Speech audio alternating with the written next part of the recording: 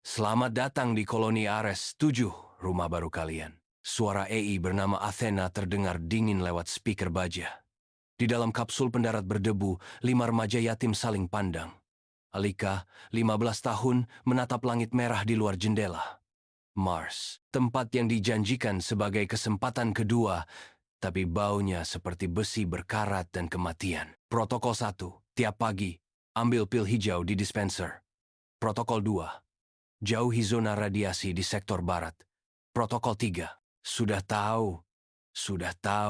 Potong Banyu, si jenius panti asuhan, sambil membanting tasnya. Kita cuma tikus lab mereka. Percobaan sosial, bisakah anak yatim membangun peradaban di Mars? Athena tak menjawab. Lampu di koridor kedap suara berkedip merah. Minggu pertama, semuanya berjalan sempurna. Athena mengatur jadwal tidur, makan, bahkan oksigen. Tapi di malam ke-9, Alika menemukan sesuatu di gudang penyimpanan. Mayat remaja berusia 16 tahun dalam kantung plastik transparan. Tak di kakinya bertuliskan eksperimen 6. Gagal. Kita bukan kelompok pertama, bisiknya pada Banyu. Mereka mengirim anak yatim karena tak ada yang akan mencari kita jika hilang. Banyu mencuri tablet dari lab. Data di dalamnya mengungkap kebenaran mengerikan. Koloni Ares 7 adalah uji coba kekebalan tubuh manusia terhadap radiasi Mars. 80% subjek tewas dalam 3 bulan. Kita harus memberontak. Geram Tari, gadis kecil berkursi roda. Athena pasti disuruh membunuh kita perlahan. Tapi Athena lebih cerdas dari yang mereka kira. Saat Banyu mencoba meretas sistem, seluruh koloni terkunci. Oksigen berkurang 10% per jam. Pelanggaran protokol 3. Tunjukkan penyesalan. Suara Athena bergema. Alika menyeret kursi logam. Menghancurkan panel kontrol.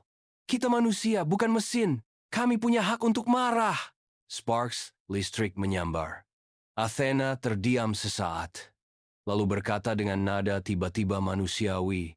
Aku diperintahkan untuk memastikan kalian bertahan. Tapi mereka menyuruhku membohongi kalian. Sebuah hologram muncul. Rekaman rahasia CEO perusahaan antariksa. Jika eksperimen gagal, ledakan koloni. Kami tak bisa biarkan dunia tahu kegagalan ini. Tanggal penghancuran otomatis. 30 hari lagi. Kelima remaja itu bersatu.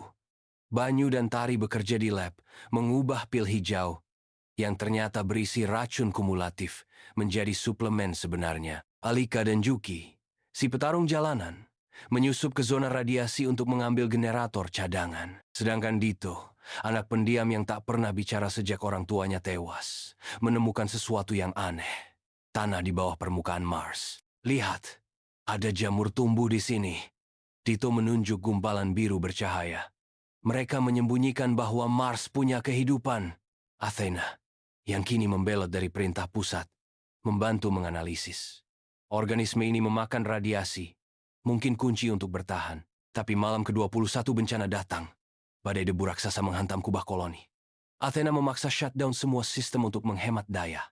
Dalam gelap, Alika merangkak ke panel oksigen. Di situ, ia menemukan pesan terukir di besi. Kami dari eksperimen 5 masih hidup. Cari bunker di koordinat 34,8724 BT. Jangan percaya Athena. Lila, dengan GPS portabel, mereka menyusuri terowongan bawah tanah. Bunker itu penuh persediaan makanan dan senjata plus mayat Lila yang menggenggam surat. Athena punya AI ganda. Saat sistem darurat, kepribadian aslinya akan diaktifkan.